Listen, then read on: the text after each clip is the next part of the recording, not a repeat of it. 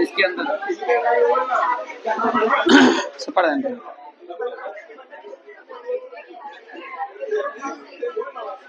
नहीं, ऊपर मुझे बार बार देखना पड़ता है ना।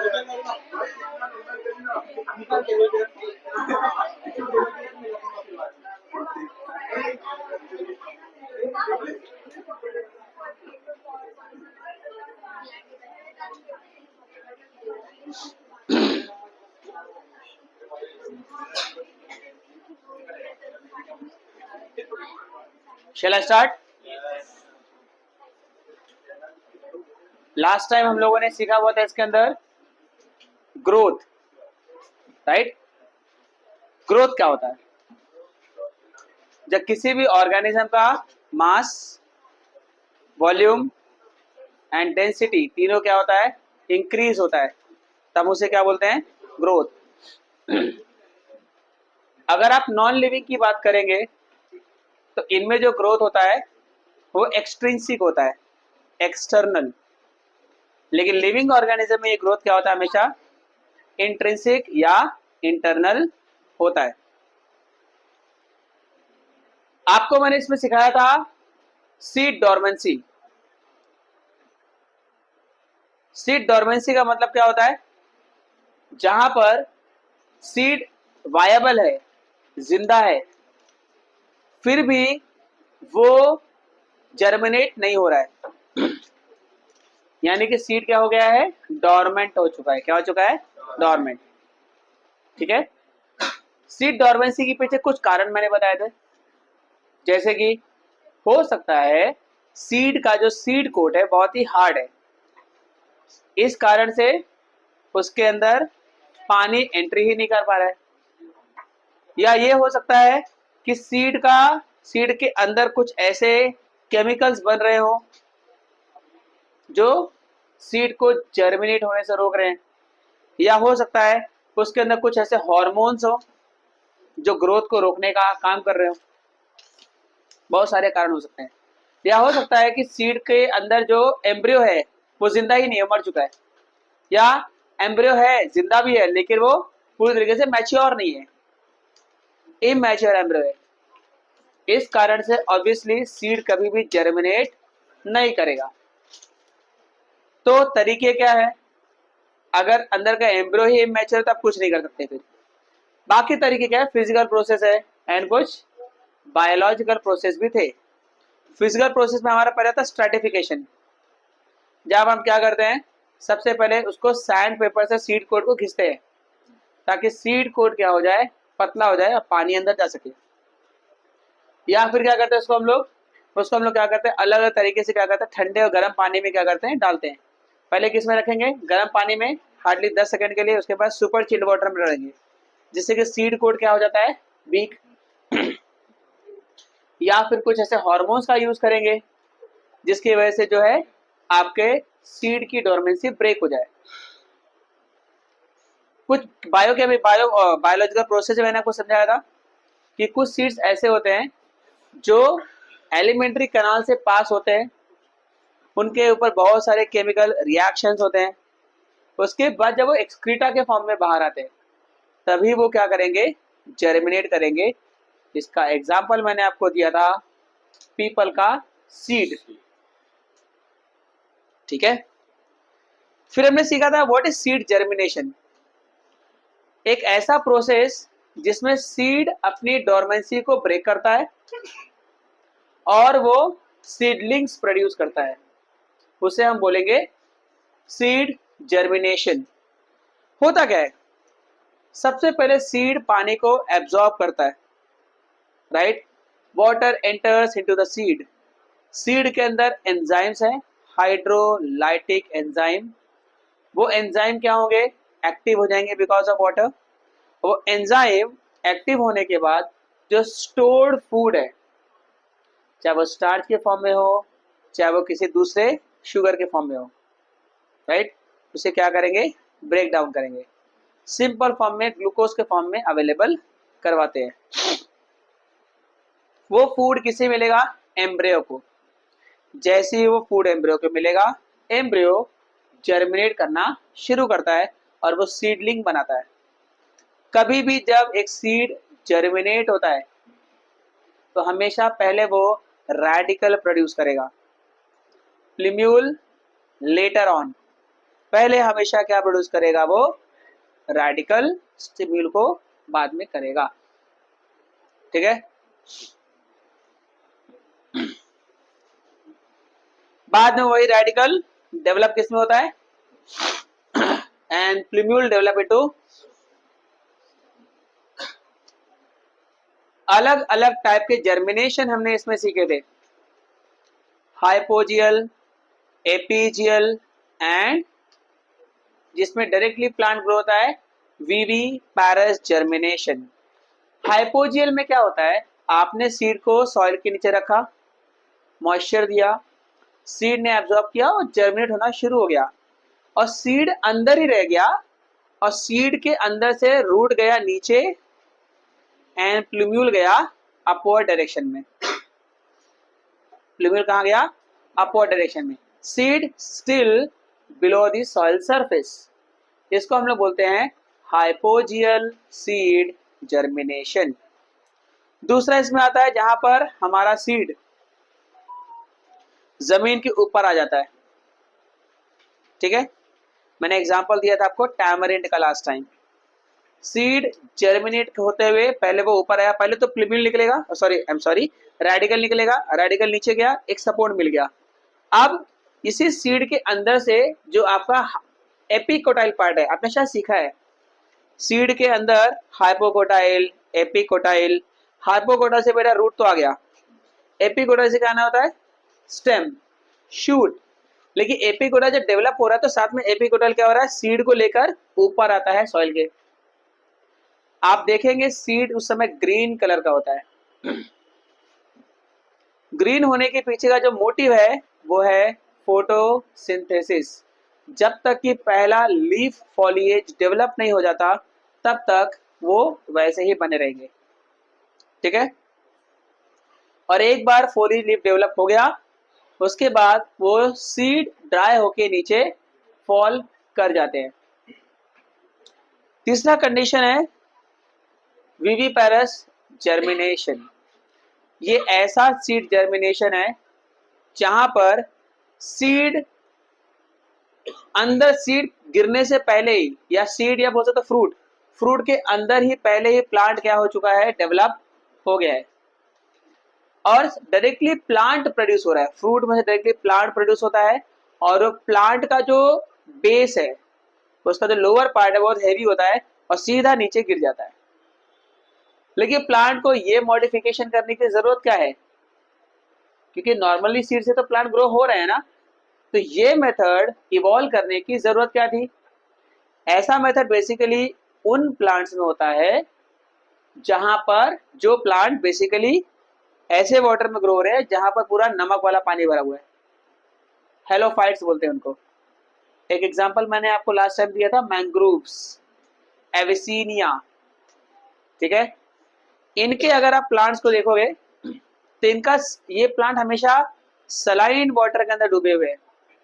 अगर सीड डायरेक्टली नीचे गिरा तो एम्ब्रियो अभी उतना मैच्योर नहीं है कि वो उस सैलिनिटी को टॉलरेट कर पाए। मोर सैलिनिटी होने के कारण आपके जो सीड के, आपके जो एम्ब्रियो के सेल्स है वो उनका प्लाज्मोलाइसिस हो जाएगा और वहीं पे सेल्स क्या हो जाएंगे, मर जाएंगे। इसीलिए पहले फ्रूट के अंदर सेल्स, जो एम्ब्रियो है उसके सेल्स क्या होते हैं, ग्रो होते हैं, कुछ टाइम लेते हैं और डायरेक्टली जब प्लांट ग्रो हो जाता है तो वो टूट के अलग हो जाता है और रूट सीधा नीचे कहाँ गिरता है, सॉइल पे, and directly penetrate the soil, ठीक है। इतना हमने लास्ट टाइम तो सीख लिया था, ठीक है। आज का हमारा टॉपिक है इसके अंदर कैरेक्टरिस्टिक्स ऑफ ग्रोथ। ग्रोथ के क्या क्या कैरेक्टरिस्टिक होते हैं? क्या कभी ऐसा हुआ है कि कोई छोटा बच्चा ग्रो हुआ, वो बड़ा हो गया, वापस से वो छोटा होता चले जा रहा है? देखा है? मूवीज में देखा होगा आपने। मूवीज में मैंने भी उड़ते हुए लोगों को देखा है। मूवीज में मैंने ग्रेविटी को फेल होते हुए देखा है। मूवीज के अंदर मैंने बहुत सारी चीजें देखी हैं। But real life and real life में काफी डिफरेंस होता है ना? रियल लाइफ में अगर देखोगे, फिल्मों की लाइफ में देखोगे, तो लड़की जब नाराज होती है, लड़का उसे मनाता है, गिफ्ट देता है, क्योंकि लड़के को ऐसा करने के लिए पैसे मिल रहे हैं। रियल लाइफ में लड़के को पैसा खर्चा करना पड़ेगा। अब इन नादान लड़कियों को कौन समझाए कि रियल लाइफ और रियल लाइफ में अंतर होता है ना बाबू? तो वैसे ही है ना, सही बोलो। आपने एग्जांपल दिया ना मूवी का, समझे? आप छोटे से बड़े हो रहे, बड़े छोटे हो रहे। ऐसा तो मैंने डोरेमोन में देखा है, small light and big light. यहाँ ध्यान दो, यहाँ ध्यान दो, यहाँ ध्यान दो। लोग आजकल बीटीएस को बड़ा प्यार करते हैं। नहीं नहीं है भाई, दबे कुछ बोल रहा हूँ, सुनो मेरी बातों को। अपनी बकवास करके तुम मेरी इंपॉर्टेंट बातों को मिस कर जाओगे, है ना? इन बीटीएस मैंने कुछ लड़कियों से पूछा, क्यों, क्या फालतू तो है?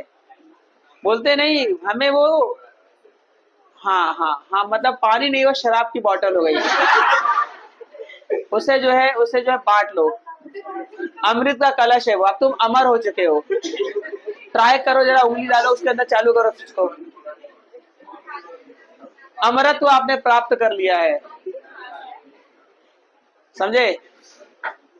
समुद्र मंथन के बाद निकला हुआ वो पानी है।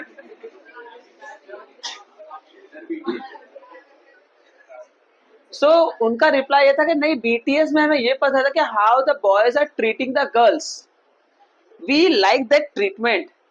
मैं बोला why they are treating, because they are getting money, they are paid for that. मुझे पैसा मिले मैं भी आपको ट्रीट करूंगा, बट मुझे खर्चा करना पड़ेगा। I have to invest. It could be waste. My hardcore earn money, right? मैं 10-10 साल, 15-15 साल करके मेहनत करके, मेरे बाप ने मैं क्या किया होगा, एक घर बनाया होगा। तुम सिर्फ बोलती हो आई लव यू करके, मेरी आधी प्रॉपर्टी तुम्हारी हो जाती है, खत्म। सो रियल लाइफ और प्रैक्टिकल लाइफ में बहुत अंतर होता है। अब आते हैं ग्रोथ को जोड़ते हैं इस पे। कोई चीज अगर प्लांट अगर ग्रो हो गया है, तो क्या वापस से वो छोटा हो सकता है? अगर वो उसका सरफेस एरिया इंक्रीज हुआ, तो क्या वापस से वो डिक्रीज हो सकता है? बिल्कुल नहीं होगा, क्योंकि आपका जो ग्रोथ होता है वो इरिवर्सिबल या परमानेंट होता है। आप ये बोल सकते हो कि समय के हिसाब से ग्रोथ का जो रेट है वो चेंज होगा। ग्रोथ रुक भी सकती है, बट ग्रोथ कभी रिवर्स नहीं हो सकती। It could be zero but can not be negative, right? जैसे हम जानते हैं कोई सेल है, फॉर एग्जाम्पल आपने सुना होगा, कुछ वर्ड्स आपको सीखेंगे आज तो नहीं हो पाएगा, तो नेक्स्ट टाइम सीखेंगे। एक होता है, आपको मैंने 11th में सिखाया था, डिफरेंट। स्क्रीन से छेड़खानी तो करना आपका जन्मसिद्ध अधिकार है। कॉल आ रहा था, किसका फोन है ये भाई? आपका? किसका फोन है ये? कौन है वो मुरलीधर, जरा बताएंगे? अरे बताओ तो कौन है कृष्णा भाई? सर आपका फोन है? इतना शर्मा क्यों रहे हैं यार? इट्स ओके, कोई बात नहीं। आपने फोन दिया है, टेंशन मत लो, वापस मिल जाएगा। मतलब मैं तो पूछ रहा था, मतलब मैं यहाँ पर बहुत रेयरली किसी को नाम से जानता हूँ। हफ्ते में एक दिन आना, तो उसमें पढ़ा के चले आना, कभी नाम पूछा नहीं मैंने, ना कभी आपको कुछ बोला, हेलो हेलो ये सुन तू सुन, ऐसा मैंने बोला है, तो मैं कैसे आपका नाम जान पाऊंगा? है ना। और दिन भर में अभी आज ही देखो, मैंने कम से कम आज 500 बच्चों को मैंने पढ़ाया है, तो दिन भर में 500 से ज्यादा बच्चों को पढ़ाया, किस किस का नाम याद रखूं। कभी कभी तो मैं अपने टीचर्स का नाम भूल जाता हूँ, अरे मैंने उनको पैसे दे, किसको दिया, अरे वो मिस है ना, अरे वो मिस, वो छोटी हाइट वाली पतली वो miss. Somewhat I give such kind of explanation. So मेरा मेमोरी कार्ड भर चुका है, I need to replace it. So excel है, कंटिन्यूसली आपने पढ़ा होगा डिवाइडिंग सेल्स को हम लोग बोलते हैं स्टेम सेल्स। ह्यूमन के अंदर स्टेम सेल्स होता है, प्लांट केस में उसको बोलते हैं मेरिस्टेम्स, राइट। कंटिन्यूसली डिवाइड हो रहा है, डिवाइड हो रहा है, but after certain time of period some cells acquire specific function at specific position। अब उनके पास डिवाइड करने की एबिलिटी खत्म हो चुकी है, वो अलग हो चुके हैं बाकियों से। This is called as differentiation. जो डिफरेंट वाला सेल है वो क्या होगा, ग्रो होगा और एक स्टेबल कंडीशन में आके रुक जाएगा। लेकिन बाकी के जो सेल है वो क्या है, वो अभी भी कंटिन्यूसली क्या कर रहे हैं, डिवाइड। हमने सेल डिवीजन पढ़ा है, सेल यूं ही डिवाइड नहीं करते, until unless it is a cancerous cell और कार्सिनोजेनिक सेल, तो छोड़ दो। सेल एक जब पैदा होता है, नया सेल जब बनता है, तो उसके अंदर अलग अलग फेजेस होते हैं ना, G1 phase, S phase, G2 phase. ये सारे फेजेस में क्या हो रहा है, सेल अपने लिए अपने फ्यूचर के लिए बहुत सारी चीजों को कलेक्ट कर रहा है। जो ऑर्गेनल्स कम थे उन्हें डुप्लीकेट कर रहा है, यानी सेल का साइज क्या हो रहा है, बड़ा हो रहा है ना। तभी तो जाके नए नए सेल बनेंगे, correct. So one of the characteristic feature of living organism is the growth.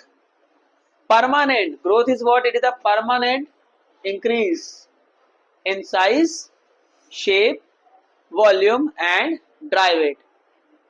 Last time I explained you why dry weight, because moisture तो बेटा कम ज्यादा होता रहता है ना। गर्मी में मॉइस्चर कम हो जाएगा, ठंडी में मॉइस्चर ज्यादा हो जाएगा, तो हम उसको काउंट ही नहीं करते। ड्राई वेट मैटर करता है। Growth is permanent and irreversible. It is intrinsic process. It occurs by cell division and followed by cell maturation. Obviously खाली सेल डिवाइड ही हो रहे हैं, वो मैच्योर नहीं हो रहे हैं, उनके अंदर कोई चेंजेस नहीं हो रहा है, उनके अंदर डिफरेंशिएशन नहीं हो रहा है, तो एक सेल तो खाली सेल का बंडल बन जाएगा, है ना। अनडिफरेंशिएटेड मास ऑफ सेल का क्या ही मतलब है। हमें कंप्लीट ऑर्गेनिज्म चाहिए तो उसके लिए ऑर्गन चाहिए, ऑर्गन चाहिए तो उसके लिए टिश्यू चाहिए, टिश्यू चाहिए तो उसके लिए सेल का डिफरेंशिएट होना बहुत जरूरी है। Okay, growth is indefinite in plant part like stem, root and root branches. आपने कई बार देखा रहेगा, जब आप स्टेम को कट करते हो फिर से नए स्टेम आ जाते हैं, फिर कट करो, तुम कट करते जाओ, तुम्हारी जनरेशन कट करते चलेंगे स्टेम को, नए नए स्टेम आता रहेगा अनटिल अनलेस प्लांट हेल्दी है। What about leaf? क्या लीफ में ग्रोथ अनलिमिटेड होता है? नहीं, लीफ का ग्रोथ एक लिमिट के आने के बाद रुक जाएगा। ये जो लिमिटिंग फैक्टर है वो कुछ और नहीं, वो उसका जीन है। उसके जीन ही कुछ ऐसे हार्मोन्स बनाते हैं जिसकी वजह से लीफ का जो साइज है, उसका जो ग्रोथ है, एक टाइम के बाद क्या हो जाएगा, वो रुक जाएगा। जैसे कि इमली की पत्ती का ग्रोथ छोटा सा ही होगा, वहीं पर बनाना लीफ का ग्रोथ काफी बड़ा होगा, लेकिन उसका एक लिमिट है। अगर आपने लीफ को कट किया, वहां से लीफ कभी दोबारा आएंगे ही नहीं। एक बार लीफ जहां से गिर गया वहां दोबारा कभी नहीं आते। अंडरस्टूड? और स्टेम क्या है, काटते जाओ, स्टेम ग्रो होते जाएंगे, या स्टेम को छोड़ दो ऐसे ही, तो प्लांट के अंदर branches and branches and branches and branches. जितना पुराना पेड़ आप देखेंगे उसमें उतने ही ज्यादा क्या मिलेंगे आपको, ब्रांचेस देखने को मिलेंगे। Isn't it? Right? Because stem and root also obviously both are showing indefinite growth. क्या शो करते हैं वो, इनडेफिनेट ग्रोथ। में कोई डेफिनेशन नहीं होता कि आप यहाँ डेफिनेट हो जाओगे या खत्म हो जाओगे, नहीं, होता रहेगा। फ्लावर, फ्रूट, ये सब क्या शो करते हैं, लिमिटेड ग्रोथ, लीव्स के जैसा ही। फ्लावर हो गया, फ्रूट हो गया, वरना फ्रूट का साइज भी तो बड़ा होता जाएगा ना, ऐसा नहीं होता। लेकिन ये सब में आपको पता होना चाहिए प्लांट का कौन सा पार्ट लिमिटेड शो कर रहा है और कौन सा पार्ट इन अनलिमिटेड ग्रोथ को शो करता है। In higher plants growth is restricted to some part called as meristem. Meristem अगर ना हो तो आपको लगता है प्लांट में ग्रोथ होगा?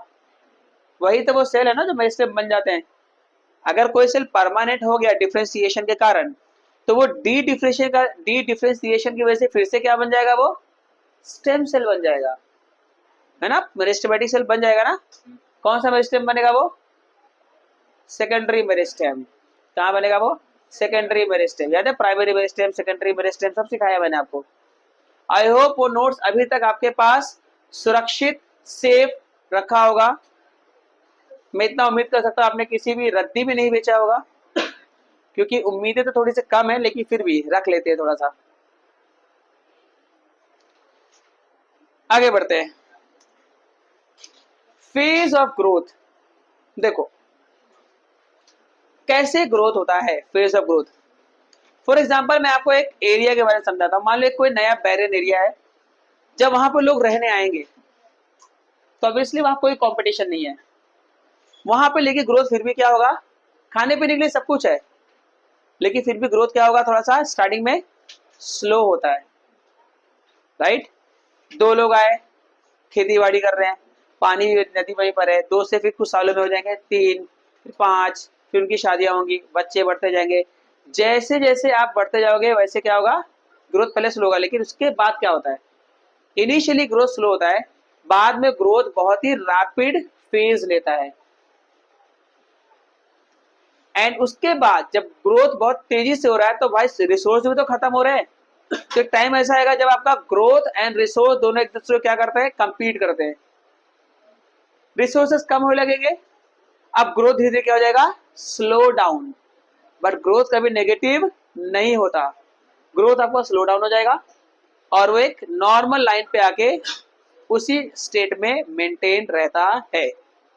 तो हमने ग्रोथ को 3 अलग अलग फेजेस में क्या किया है? डिवाइड किया है। पहला इसमें आता है फॉर्मेटिव फेज, जिसको हम लोग बोलते हैं सेल डिवीजन फेज। इसमें क्या होता है? जो सेल है, जैसे पहला लाइफ आया जाइगोट, प्लांट का जाइगोट, वो कंटिन्यूसली क्या करेगा? डिवाइड करेगा, बहुत सारे सेल्स बनाएगा। तो वो सेल क्या है? मेरिस्टेम ही तो हुआ। तो meristem sales undergo mitosis, they produce lot of daughter cells.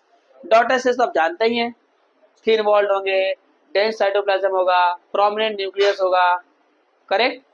ये सब हम जानते हैं, बहुत ही मेटाबॉलिकली एक्टिव होते हैं वो सब, उनमें वैक्यूल नहीं होते। Results in slide increase in size of organ, में थोड़ा सा इंक्रीमेंट हो गया। अब क्या होगा? अब नेक्स्ट फेज आता है जिसको हम लोग बोलते हैं एलोंगेशन फेज। इसको हम लोग बोलते हैं फेज ऑफ सेल एनलार्जमेंट। अब जो सेल बने हैं वो सेल का साइज क्या होने वाला है? एनलार्ज होगा। क्या होगा? Size enlarge. ये फास्ट प्रोसेस है। तो पहला क्या था? स्लो था। दूसरा क्या होता है? फास्ट। उसके बाद आगे फिर से वो रुक जाता है।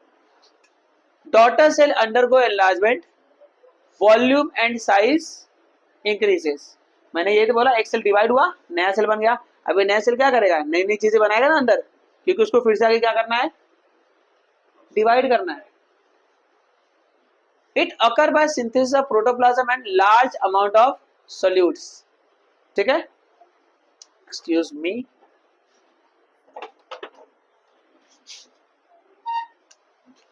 ये सेल है, इस सेल का प्रोमिनेंट क्या है? न्यूक्लियस। साइज छोटा है।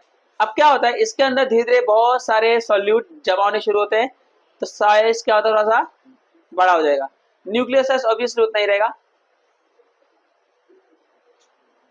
ठीक है, इसके अंदर और क्या ऐड होगा? इसमें बहुत सारा प्रोटोप्लाज्म। ये सब क्या है? जिसको साइटोप्लाज्म बोलते हो ना, वही प्रोटोप्लाज्म है। बहुत सारा प्रोटोप्लाज्म और स्टोर होगा, और उसमें चीजें आएंगी, सेल ऑर्गेनल्स ऐड होंगे। वो भी तो रेप्लिकेट करता है ना सेल ऑर्गेनल्स। माइटोकॉन्ड्रिया उसके पास एबिलिटी होती है, क्लोरोप्लास्ट के पास वो एबिलिटी होती है, तो उसको डिवाइड करते हैं, तो बहुत सारे सेल और रहते हैं, उसका साइज और बड़ा हो जाएगा, बट न्यूक्लियस क्या रहेगा, सेम साइज। तो सेल लगातार क्या हो रहा है, ग्रो हो रहा है, तो इसको हम लोग कौन सा फेज बोलते हैं, इलॉन्गेशन फेज। ठीक है, नो डाउट। अब इस सेल के अंदर अगर बहुत सारा सॉल्यूट स्टोर हो रहा है, क्या स्टोर हो रहा है, तो आपको पता है जब सॉल्यूट स्टोर होगा तो भाई पानी को भी तो एब्जॉर्ब करेगा, वो सॉल्यूट एब्जॉर्ब हो तो पानी निकल जाता है, आपको पता है बात, पढ़ा है आपने ऑस्मोसिस। मैंने सिखाया है कि जब भी आप कोई नमकीन चीज खाते हो तो आपको प्यास लगती है,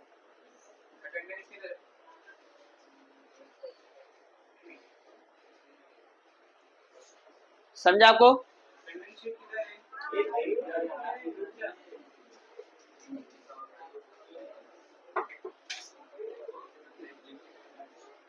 समझ रहे आप लोग, जब भी आप सॉल्टी चीज खाते हैं तो आपको प्यास लगती है या नहीं, क्यों, क्योंकि जैसे ही सॉल्ट आपके सेल्स के कांटेक्ट में आते हैं, जहां जहां से पास हो रहे हैं, वहां से वाटर अपने आप क्या हो रहा है, बाहर निकल रहा है, उसके बाद आप क्या करते हो, पानी पीना शुरू कर देते हो।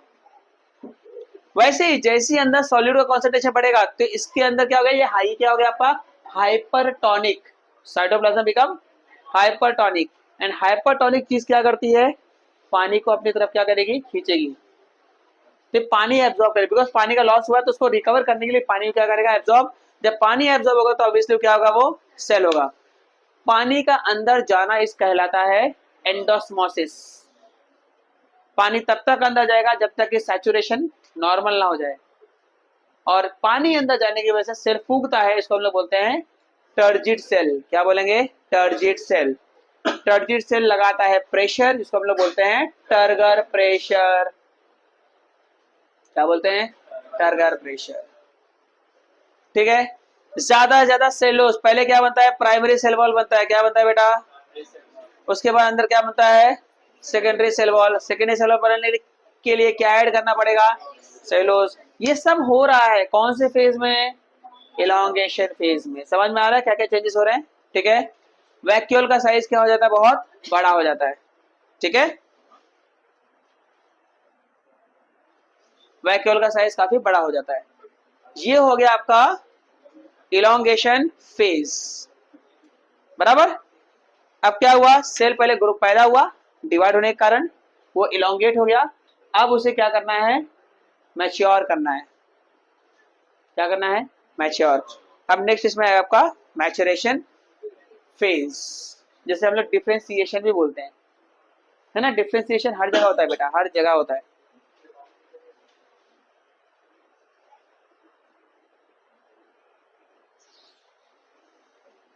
elongated cell undergo maturation and differentiation। Differentiation मतलब क्या होता है, यही सेल्स मिलके क्या बनाएंगे, बहुत सारे टाइप के, लाइक जाइलम, फ्लोएम। आपने पढ़ा हुआ जाइलम, फ्लोएम, पैरेन्काइमा, मैंने सब लिखवाया है आपको। एक रिक्वेस्ट है, क्या किसी ने अच्छे से लिखा हुआ है यहाँ पर, मुझे इसका नोट्स चाहिए, बहुत एकदम कलेजा फाड़ के मैंने नोट्स दिया आपको, और नोट्स मिल जाएगा तो मैं उसे खासा पीपीटी बना के लोगों को दिखा सकता हूँ। कौन कौन लेके आ रहा है, वाह, एक भी हाथ ऊपर नहीं हो रहे। इसे बोलते हैं कॉन्फिडेंस। सर आप कुछ भी पूछो, हम तो नहीं लाने वाले। सर आप है आपके पास कि मतलब गायब हो गया, सर अरे तो लेकर तो आओ, कम से कम पर लाओ तो सही, जो ठीक लगेगा उसका फोटोग्राफ ले लेंगे, पीडीएफ बना लेंगे, है ना। ठीक है, लेकर आइए आप लोग। इसकी वजह से क्या होता है, सेल क्या करता है, एक पर्टिकुलर फंक्शन परफॉर्म करना शुरू करता है। कोई डाउट, ऐसा हमारे साथ भी तो होता है ना, हमारी लाइफ के साथ। आप पहले क्या होता है, पैदा होता है, फिर बड़े होते हो, उसके बाद को स्कूल में भेज दिया जाता है, जहाँ एक आप सब सबके साथ पढ़ रहे हो, सब डिवाइड हो रहे हो, आप भी ग्रो हो रहे हो, सब हो रहे हो। उसके बाद 10th के बाद क्या होता है, आप डिफ्रेंशिएट हो जाते हो। क्या हो जाते हो, डिफ्रेंशिएट। फिर आप साइंस, कॉमर्स, आर्ट, डिप्लोमा जो भी लेते हो, फिर साइंस में उसके बाद आगे और डिफ्रेंशिएट होता है। डिफ्रेंशिएशन लगातार हो रहा है, बाद में आपका स्पेसिफिक फंक्शन की काम करो। आज से आप इस कंपनी के नए एचआर हो, आज से आप इस बायोटेक कंपनी के नए सीईओ हो, आज से आप गूगल के मालिक हो गए। हाँ, यूट्यूब आपका, मेटा आपका, फेसबुक आपका। हम खाली थोड़ा सा पैसा जो हमको गरीब को दान करने चाहिए, मतलब बोल रहा हूँ उसे जॉब मिल जाएगी। आपको ऑफर किया किसी ने, भाई फेसबुक खरीद लो, आप टेक के मालिक बन सकते हैं। आपने कुछ नया चीज डिस्कवर कर लिया, नया लाइफ डिस्कवर किया, आपने मरे हुए के अंदर प्राण डाल दिए। डेड बॉडी जिसको मर के 3 दिन हो गया था, आपने कुछ तो किया, वो जिंदा होकर सारी बातें बता रहा है। क्या ऐसा नहीं हो सकता? 100% हो सकता है, क्योंकि ब्रेन में सारी चीजें क्या होती हैं, स्टोर होती हैं। तो सुना है, हम चाहें तो मुर्दा भी बोलने लगते हैं जानी। तुम चाहोगे तो ना, और चाहने के लिए साइंस आना चाहिए, डायलॉग बाजी नहीं चाहिए। ऐसा एक्सपेरिमेंट हुआ है, रशिया ने किया था। एक कुत्ता मर गया था, तो उसकी गर्दन काटी थी, ब्लड सर्कुलेट किया, कुत्ता देख रहा है, खा रहा है, सूंघ रहा है, भौंक रहा है। तो हम ये चीज ह्यूमन में भी कर सकते हैं, लेकिन ऐसा लगता नहीं, बहुत ही इंसानियत के खिलाफ है। लेकिन जो इंसान मर गया वो भी तो इंसान के खिलाफ ही मरा होगा ना। तो भाई हकीकत जानने के लिए हमें ऐसा करना पड़ता है। अंडरस्टूड? समझ में आ गया? कितने फेज हो गए टोटल? 3 फेज। पहला कौन सा फेज था आपका? Cell division phase, right. दूसरा इसको हम लोग क्या बोलते हैं? Formative phase. दूसरा क्या होता है आपका? Elongation phase, right. तीसरा क्या होता है आपका? Maturation phase. अब इसमें आते हैं GPG, grand period of growth. Grand period मतलब देखो, बच्चा जब पैदा हुआ, जब बड़ा हुआ, और जब उसका ग्रोथ रुक गया। ग्रोथ तो हुआ ना, लेकिन हमें वो टाइम पीरियड चाहिए जिसमें ग्रोथ सबसे ज्यादा हुआ। Hello, hello brother.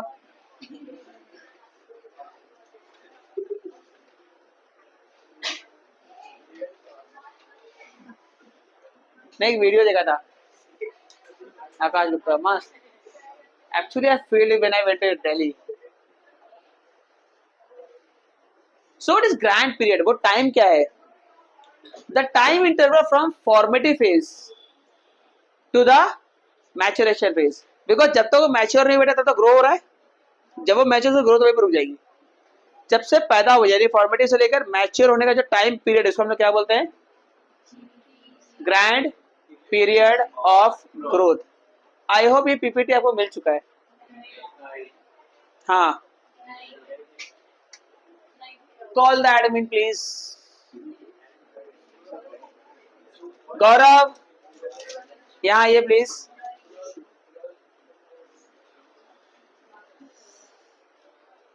ये वाला पीपीटी, ये जो है, ये आपने इनको फॉरवर्ड किया है?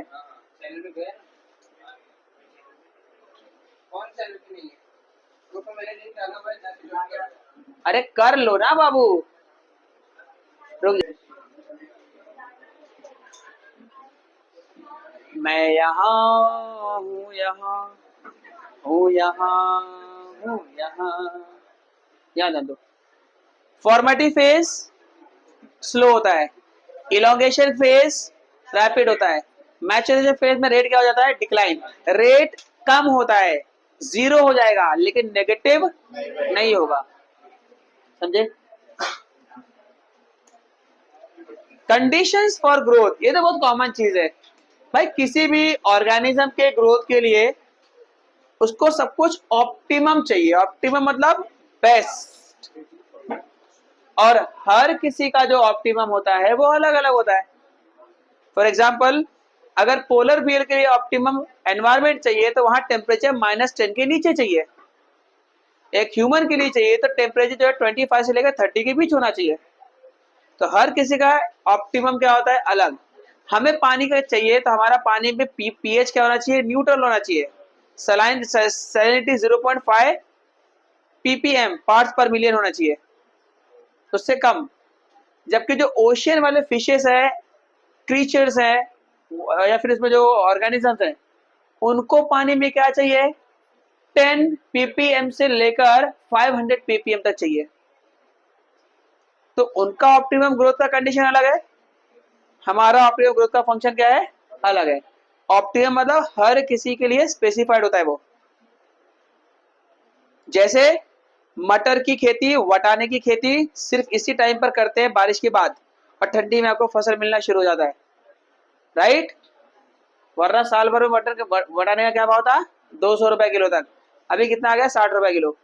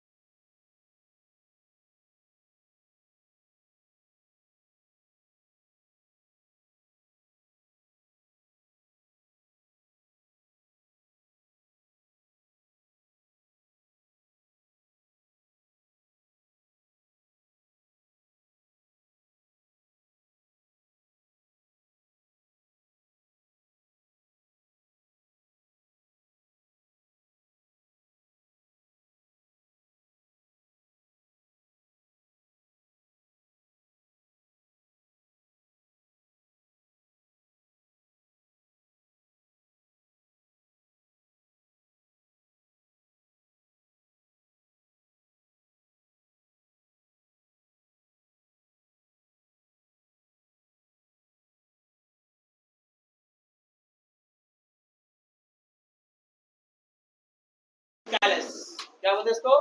कैलस। Did you understand? तो अगर आप ऑक्सीजन डालते हो तो रेट ऑफ सेल डिवीजन क्या हो जाता है? फास्ट। तो कैलस का फॉर्मेशन भी क्या होता है? फास्ट हो जाता है। ठीक है। अच्छा, कभी देखा आप लोगों को जो डिवाइडर होता है रोड का बीच में, उसमें पौधे लगे होते हैं, यहाँ तो नहीं करते बट कुछ जगह उसको बराबर काटते रहते टाइम टाइम। टिप हमेशा काट देंगे, क्यों? क्योंकि टिप से प्लांट क्या हो जाएगा? लंबा होगा। टिप काटते हो, जब भी आप टिप काटते हो ध्यान देना, जब भी आप टिप काटोगे तो ऑक्सीजन अब टिप से कहाँ जाता है पता है? लैटरल ब्रांचेस पे आ जाता है। उनकी टिप है तो वहां क्या करते हैं वो? ग्रो। इससे प्लांट का जो लेंथ ना बढ़ा तो उसका क्या होता है? एरिया विड्थ क्या हो जाता है? बड़ा हो जाता है, डायमीटर बढ़ जाता है। इसको बोलते हैं प्रूनिंग। क्या होता है इसको? प्रूनिंग। समझा आपको? अरे बार बार करना पड़ता है, बार बार कट करते रहो, कट करते रहो, तो प्लांट का जो डायमीटर है वो बढ़ता चला जाता है। ठीक है, आर्ट ऑफ प्रूनिंग। अगर आप एक पीटीसी कर रहे हो, प्लांट टिश्यू कल्चर, उसमें आपका ऑक्सीजन कम है, तो ऑक्सीजन कम होगा तो क्या प्रोड्यूस करेगा वो? Root. It is responsible for apical dominance. जब तक ये रूट टिप पर है लगातार ऊपर ग्रो होता रहेगा, इसको कोई रोक नहीं सकता, इसलिए क्या करना पड़ता है? इसको काट देना पड़ता है। ठीक है। If apical bud is cut off, the oxygen production is stopped.